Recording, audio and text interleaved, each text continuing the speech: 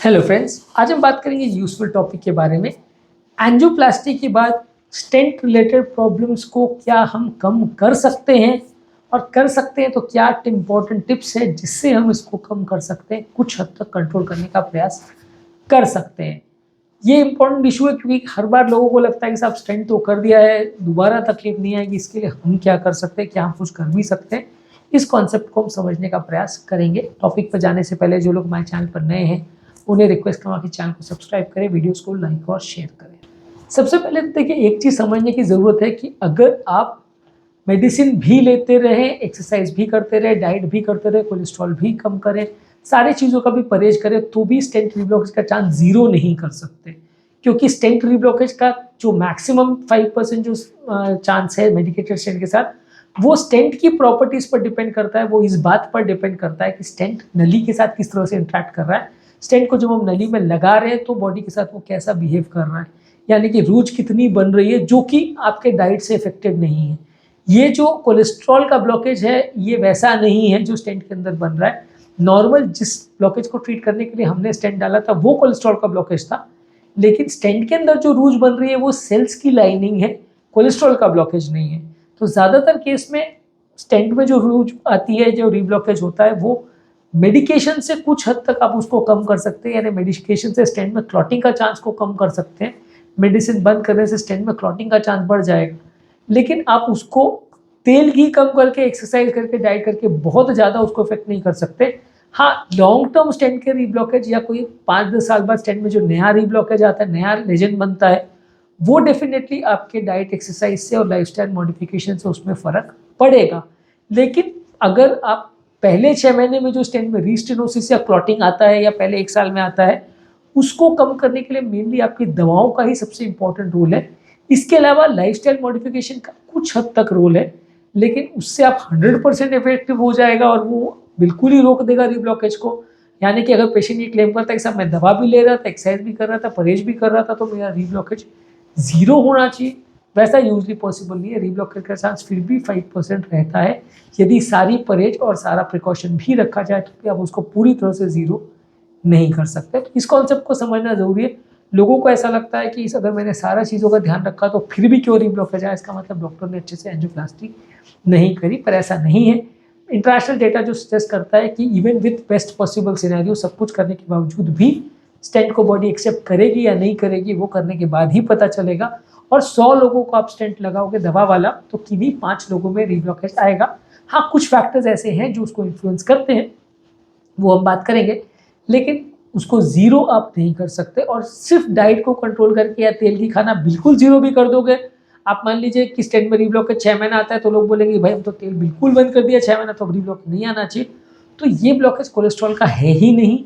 ये जो 6 महीने के अंदर रूज बन रही है वो स्टेंट का रीब्लॉकेज है, जो सेल्स की वजह से हो रहा है, ज़्यादा सेल लेयर बनने की वजह से हो रहा है। उसका कोलेस्ट्रॉल में से रिलेशन बहुत ज़्यादा नहीं, थोड़ा 5-10% हो सकता है, बहुत ज़्यादा नहीं है। इसलिए डाइटरी मॉडिफिकेशन ज़रूरी है, लेकिन वो रीब्लॉकेज के चांस को ज़ीरो नहीं करती है। तो आप क्या कर सकते हो, आप दवाइयाँ ले सकते हो, खासकर जो खून पतला करने की दवाइयाँ, जो हार्ट अटैक के चांस को कम करती है, स्टेंट में क्लॉटिंग के चांस को कम करती है। पहले 6 महीना उसको सबसे ज़्यादा स्ट्रॉन्ग मेडिसिन दी जाती है, या पहले 1 साल तक उसको आपको मिस नहीं करना है। ये दवाइयों को अगर आप मिस करते हो तो स्टेंट में क्लॉटिंग का चांस कई गुना बढ़ जाता है। इसके अलावा आपको डाइटरी मॉडिफिकेशन का ध्यान रखना है, तेल, घी, नमक, शुगर, नॉनवेज कम रखना है, और खाने पीने में जितना बने कोलेस्ट्रॉल वाली चीज़ों को कम रखना है। ये दोबारा प्रॉब्लम आने के चांस को कम करेगी, जैसा कि मैंने कहा, जीरो नहीं करेगी।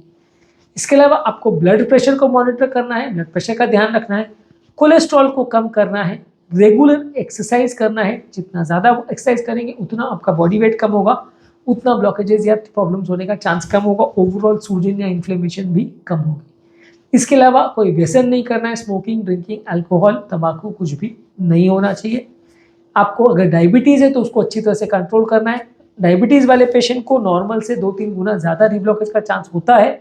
अगर आप बहुत अच्छे से कंट्रोल करोगे तो भी होता है, लेकिन आपके हाथ में बहुत कुछ तो नहीं है। आपके हाथ में खाली शुगर लेवल्स को कंट्रोल करना है। आप डायबिटीज़ को पूरी तरह रिवर्स तो नहीं कर सकते।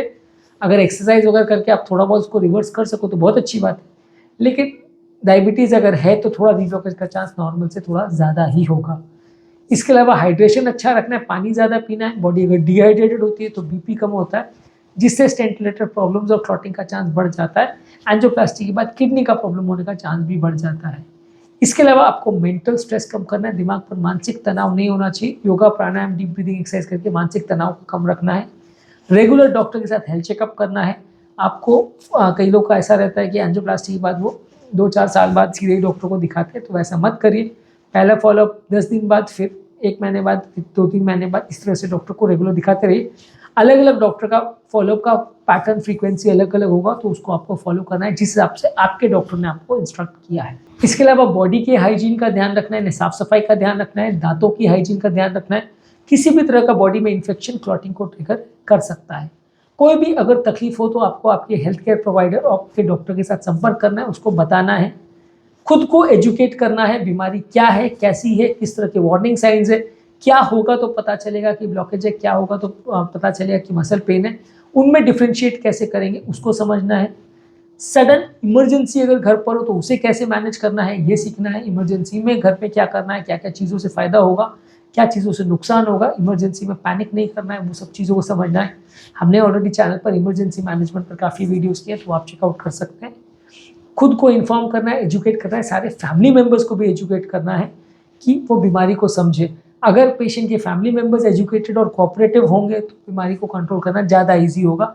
जिस परिवार में सारे लोग अनएजुकेटेड हैं, इनको कुछ नहीं समझ में आता बीमारी के बारे में, वो गलतियाँ ज़्यादा करेंगे, प्रॉब्लम्स होने का चांस ज़्यादा होगा। मैं ऐसा नहीं कह रहा हूँ कि अनएजुकेटेड लोग की खुद की गलती है, लेकिन ऑब्वियसली जितना अच्छा वो बीमारी को समझेंगे उतना मैनेज करना और गलतियाँ को कंट्रोल करना ज़्यादा ईजी हो जाएगा। इसके अलावा कोई नार्कोटिक ड्रग्स या इलिसिट ड्रग्स का प्रयोग मत करिए। इसके अलावा नींद अच्छी रखिए, इससे आपका मेंटल स्ट्रेस और तनाव ये सब थोड़ा कम हो जाएगा, तो इससे क्लॉटिंग के चांस कम हो जाएंगे।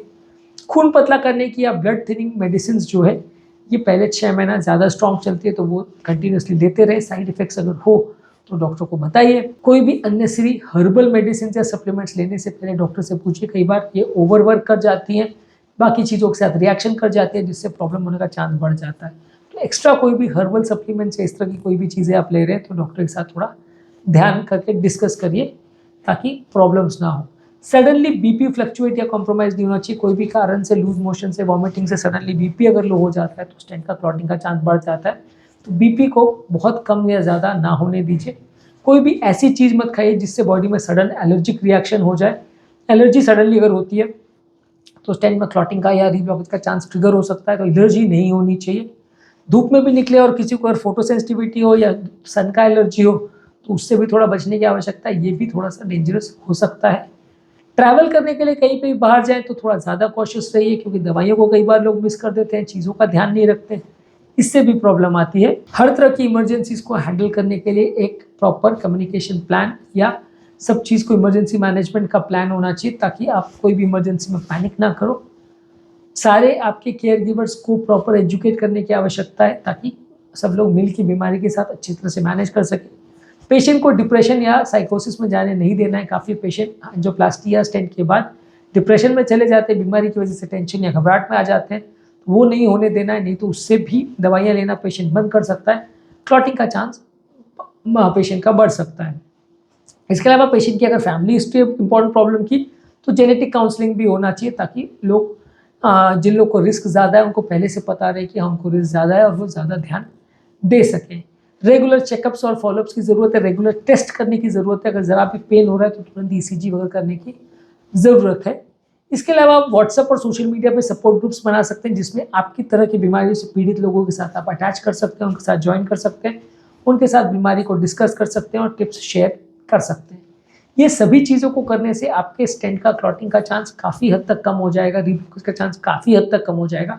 पूरी तरह ज़ीरो नहीं होगा, तो इसको करना ज़रूरी है, लेकिन ये मान के नहीं करना है कि ये करने से आप हमेशा के लिए सारे प्रॉब्लम से बच गए और कभी कोई तकलीफ नहीं होगी। ये करने से फ़ायदा होगा, गारंटी नहीं होगी। उम्मीद करूँगा कि आज के टॉपिक से कुछ नई बातें जानने को मिली होगी। जो हमारे चैनल पर नए हैं उन्हें रिक्वेस्ट करूँगा कि चैनल को सब्सक्राइब करें, वीडियोज़ को लाइक और शेयर करें।